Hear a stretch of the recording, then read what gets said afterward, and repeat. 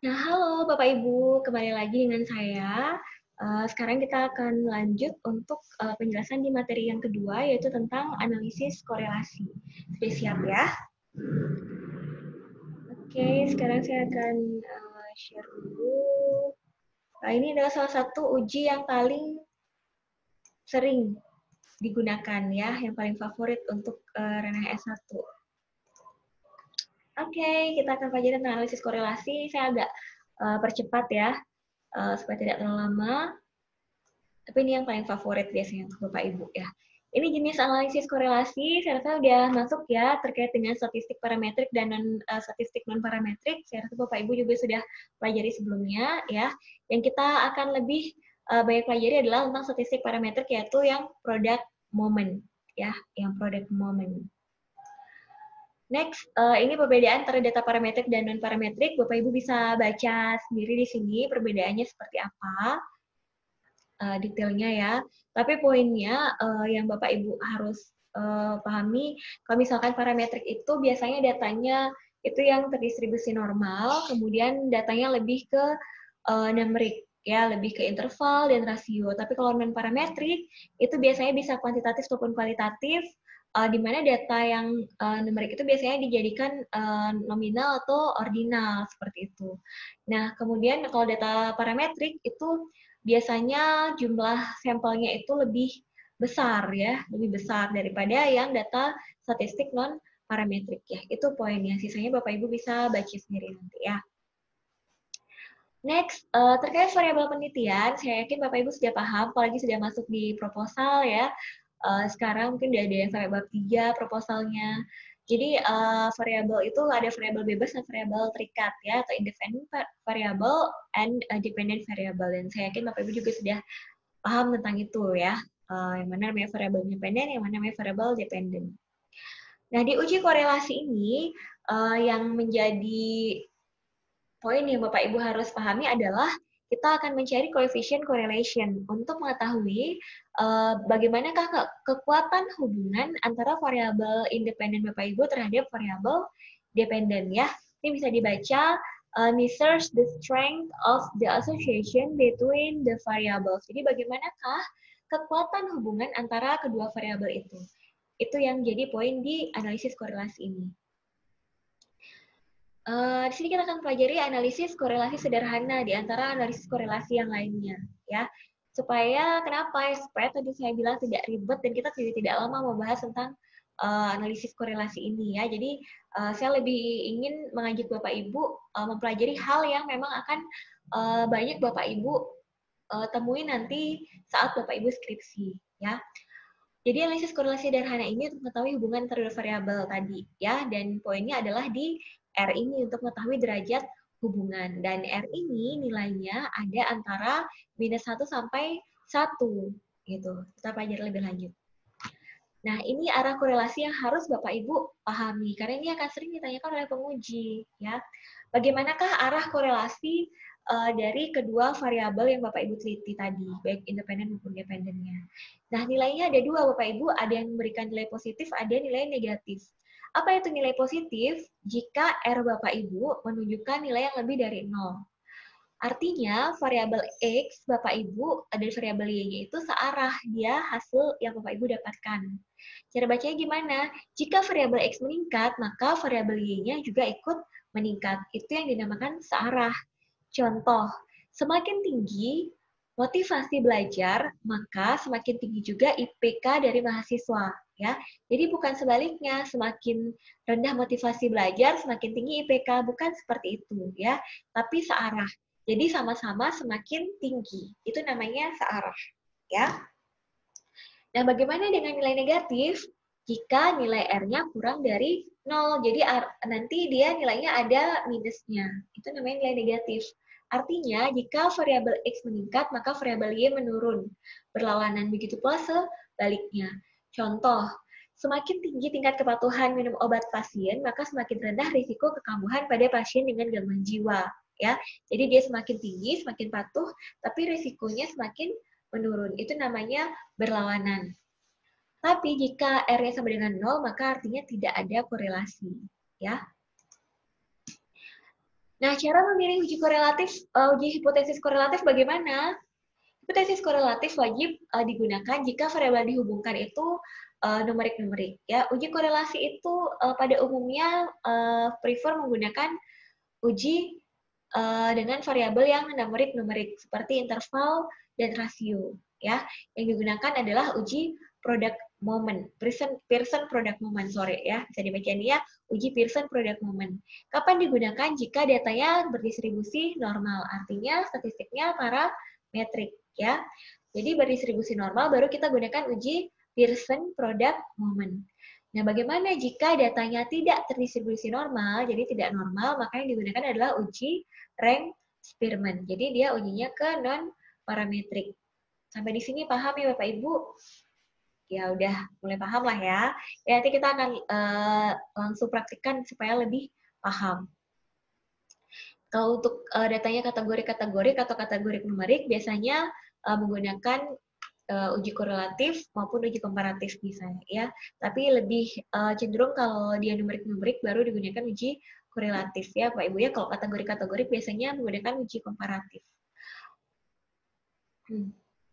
Jadi uji korelatif ini sangat jarang menggunakan data nominal ya, lebih sering menggunakan data numerik.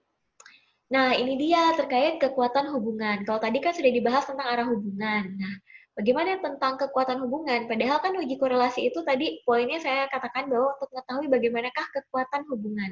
Selain mengetahui ada atau tidak hubungan, tapi untuk mengetahui apakah hubungannya kuat atau lemah, gitu ya.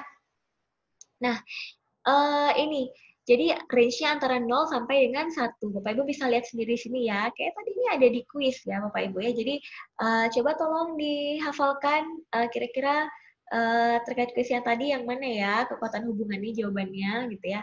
Jadi kalau misalkan 0 sampai kurang dari 0,2 kekuatannya sangat lemah. Dan kalau R Bapak Ibu nanti ketemunya antara 0,2 sampai kurang dari 0,4 artinya lemah.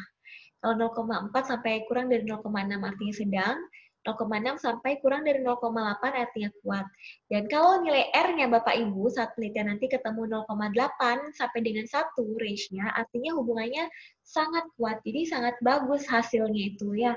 Jadi memang keduanya variabel Bapak Ibu tuh hubungannya sangat kuat ya. Untuk yang lainnya arah ini sudah dipahami ya, termasuk nilai P itu lihatnya adalah dari nilai alfa. Jadi kita di kesehatan nilai alfa itu adalah 0,05. Jadi tidak boleh kesalahannya lebih dari 0,05. Jadi dilihat nilai P value-nya apakah lebih kecil atau lebih besar ya. Ini dia. Makanya bisa dibaca. Analisis korelasi Pearson product moment. Nah, ini step-stepnya ya Bapak Ibu ya. Nanti kita akan coba di SPSS menggunakan hipotesis ini, yaitu hipotesisnya ada hubungan antara skala kecemasan dengan skala nyeri anak saat diimunisasi. Ya, variabel S-nya adalah skala kecemasan dan variabel Y-nya adalah skala nyeri. Inilah yang kita akan coba analisis di SPSS ya. Buat dulu variabelnya, ini langkah-langkahnya. Nah, sebelum kita menentukan apakah kita akan menggunakan uji Pearson atau uji rank Spearman, seperti yang tadi di awal, kita perlu melakukan uji normalitas data terlebih dahulu. Yang kita akan gunakan adalah nanti langkahnya, pilih Analyze, Descriptive Statistic, lalu kita pilih Explore. Nah, di Explore ini kita akan pilih Plot, kemudian klik Normality Plot Test untuk melihat hasil dari data uji normalitas datanya ya. Continue lalu oke.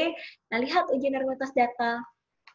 Nah, untuk uji normalitas data tampilannya nanti akan ada dua, apakah Shapiro-Wilk atau Kolmogorov-Smirnov. Untuk menentukan antara dua uji normalitas ini, kita melihat dari jumlah sampel kita Bapak Ibu. Jika jumlah sampel yang kita gunakan kurang dari 50, maka yang kita lihat hasilnya nanti adalah dengan uji Shapiro-Wilk. Akan tetapi, jika sampel Bapak Ibu lebih dari 50, misalkan 60, nah uji normalitas data yang Bapak Ibu lihat adalah nanti Kolmogorov-Smirnov. Nanti kita akan lihat langsung di SPSS-nya ya. Nah, untuk uji normalitas ini, jika nilai P-nya lebih dari 0,05, artinya data terdistribusi normal. Berbeda halnya dengan hasil uji korelasi. Dimana kalau hasil uji korelasi, kita kan berharapnya P-value kurang dari 0,05. Ya, baru dikatakan ada hubungan atau hubungannya signifikan. Tapi kalau pada uji normalitas data, justru kita harapkan nilainya nilai P-nya lebih dari 0,05 karena itu artinya data terdistribusi normal. Nah, jika data terdistribusi normal, barulah kita lanjut ke uji Pearson. Tapi kalau tidak normal, kita gunakan uji rank Spearman. Tapi biasanya kalau misalkan data yang belum terdistribusi normal, beberapa peneliti melakukan transformasi data terlebih dahulu. Kalau masih tidak normal, baru kita gunakan uji rank Spearman. Tapi kalau Bapak Ibu mau langsung menggunakan uji rank Spearman karena datanya langsung tidak terdistribusi normal juga boleh saja ya. Oke, next ini dia langkah-langkahnya ya. Skala kecemasan, kemudian plot normality plot, kemudian kita lihat hasilnya. Nah, di sini sampelnya itu kurang dari 20, makanya kita lihat adalah nilai dari Shapiro-Wilk ini. Jadi sig-nya 0,071 artinya lebih dari 0,05. Jadi data terdistribusi normal. Barulah kita memilih menggunakan analisis Pearson, yaitu ini ya. Jadi kalau Pearson kita pilih analyze, correlate, kemudian bivariate, baru klik Pearson-nya. Ya, jangan lupa pilih to tilt. Oke, kita akan coba untuk ke SPSS ya. Dan ini step-stepnya ya, correlate, bivariate, kemudian klik Pearson di sini. Jangan lupa klik to tilt-nya. Jangan lupa pindahkan ini dari kolom kiri ke kanan. Lalu klik OK, nanti hasilnya akan seperti ini Bapak Ibu. Ya, bisa dilihat di sini nilainya sig to tilt yaitu 0,02, p-value-nya artinya lebih kecil daripada 0,05. Dengan nilai R-nya yang dilihat adalah ini, ya, Pearson correlation, nilai R-nya 0,65. Artinya apa tadi kekuatan hubungannya? Apakah lemah, kuat, sangat kuat, sedang ya. Kemudian dengan ini N artinya jumlah sampel yaitu sebanyak 20 ya. Kita udah lihat ya jumlah sampel kurang dari 20 kita menggunakan Shapiro-Wilk yang dilihat. Nah, bagaimana cara membacanya? Cara membacanya artinya ada hubungan yang signifikan ya karena p-value 0,02 kurang dari 0,05 jadi hubungannya signifikan. Ada hubungan signifikan. Kemudian dan kuat ya. Kuat karena nilai R-nya 0,6 ya. Tadi kategorinya hubungannya kuat. Jadi ada hubungan yang signifikan dan kuat antara kecemasan dan skala nyeri anak saat diimunisasi dengan arah hubungan positif ya. Ingat arah hubungan tadi, ada di quiz juga ya. Arah hubungan positif. Artinya ini nilai R-nya tidak ada nilai minus ya, arah hubungannya positif ya. Arah hubungan positif artinya dia sama-sama meningkat. Yang artinya semakin tinggi skala kecemasan anak, maka semakin tinggi skala nyeri yang dirasakan anak. Nah, itu dia. Jadi bisa ya sampai sini bacanya Bapak Ibu ya? Bagus. Nah, kalau uji eksperimen silahkan dicoba. Sekarang kita coba dulu ya. Mau coba yang ini? Oke, boleh. Kita coba ke SPSS yang sudah saya share ya. Kita klik analisis korelasi. Nah, ini dia untuk analisis korelasinya, sudah saya input datanya ya, sama seperti tadi. Bapak Ibu siapkan dulu variabel view-nya di sini, jangan lupa measure-nya, karena kita menggunakan data numerik, jadi kita masukkan skill di sini ya. Kemudian di sini value kita tidak perlu, karena kita tidak kategorikan, jadi dia masih numerik, kemudian kita masuk ke data view, kita lakukan step-stepnya sesuai dengan yang tadi ya.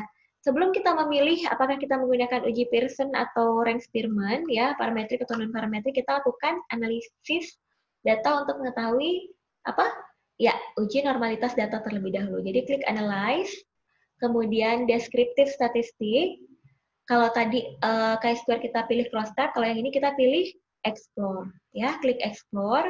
Kemudian ini harusnya di sini dulu ya, karena tadi saya udah coba. Jadi kita klik misalkan kecemasan, kita pindahkan ke kecemasan ke sini, kemudian kita klik apa tadi plots ya, klik plots, kemudian klik test plots with test ya, untuk normality plots with test. Kemudian kita continue, kemudian kita klik OK. Nah, kita lihat di sini datanya, apakah datanya distribusi normal atau tidak.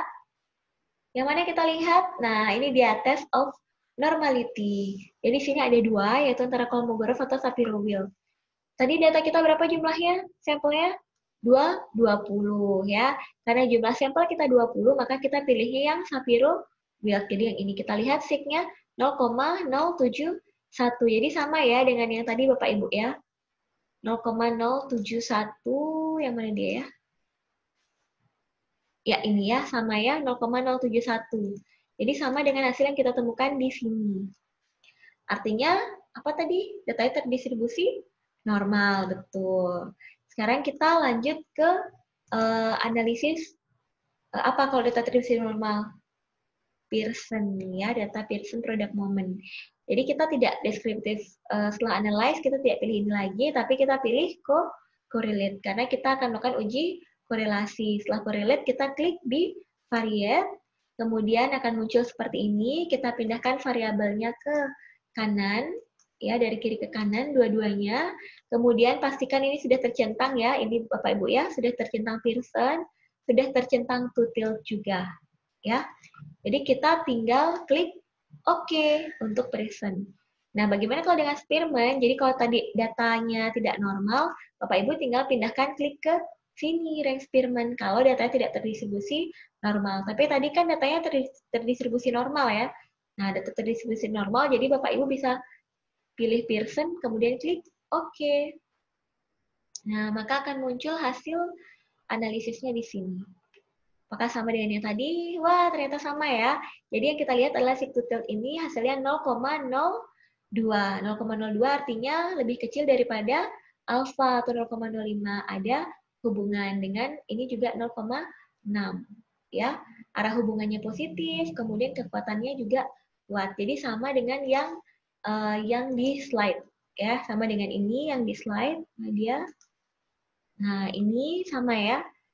Langkah-langkahnya, kemudian ini hasilnya sama. Nah, oke. Sudah sama semua ya Bapak Ibu ya. Sampai di sini paham?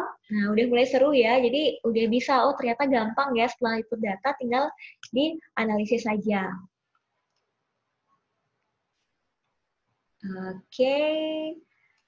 Nanti Bapak Ibu bisa coba untuk yang rank Spearman ya.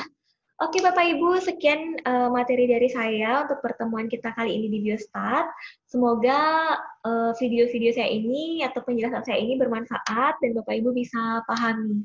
Mohon maaf kalau ada yang kurang-kurang atau yang tidak pas. Atau kalau Bapak Ibu ada pertanyaan, silahkan komen langsung di bawah untuk kita diskusikan bersama. Terakhir dari saya, semoga Bapak Ibu sehat selalu dan semangat terus belajarnya. Dan selamat belajar, selamat siang, bye-bye.